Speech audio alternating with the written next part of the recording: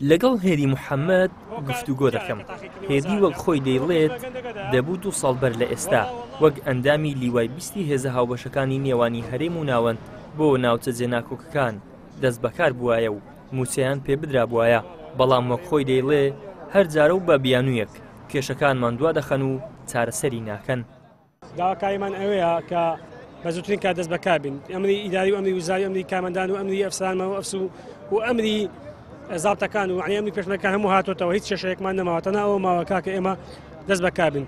و لێرەوە من داوام لەوە وەزارەتی پێشمەرگەیە لە بەرز عیسا عوزێر و هەموو لایەنەکان کاکە بە زووترین کات بۆنە عێراق ڕێککەون ئیلتیحاقی ئێمە دیاریکەن.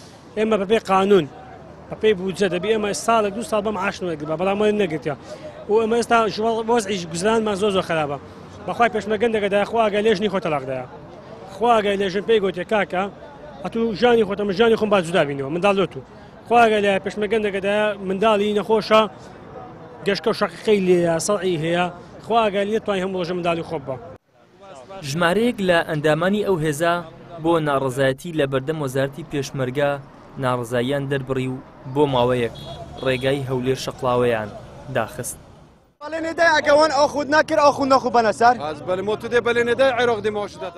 لە کۆنگرێکی ڕۆژنامەوانیشدا ئەو پێشمەرگانە باز لەوە دەکەن لە گرنگترین شوێن بڵاوەیان پێدەکرێت کە ناوچەکانی سەر بە مادەی ١40 بەڵام تا ئێستادا نەمەزراون. ئەمە لە گرنگترین جێی کە مادەی ١40 ئێمە لەوێن دەربڵاوە پێدەکرین. باشە ئەو فەراغی کە لە نێوان جێیش عێراق و پێشمەرگەدایە کە نە جێیش قبول دەکە پێشمەرگە بێتە ئەو شوێنە، نە پێشمەرگە قبول دەکا جێیش بێتە ئەو شوێنە. بەڵام ئێمە بە هاوبەشی ئێمە وەکو برا لەگەڵ برایانی عێراق باشە لەگەڵ ئەو برایە چێتیانە لەوێن دەر ئەو فەراغی پڕ دەکەینەوە، ناهێڵین جم و جۆڵی داعش بەرەو زیاتر بڕوە ببێتە هۆی ئەوەی کە کوردستان ئەمنیەتی نەمێنێ.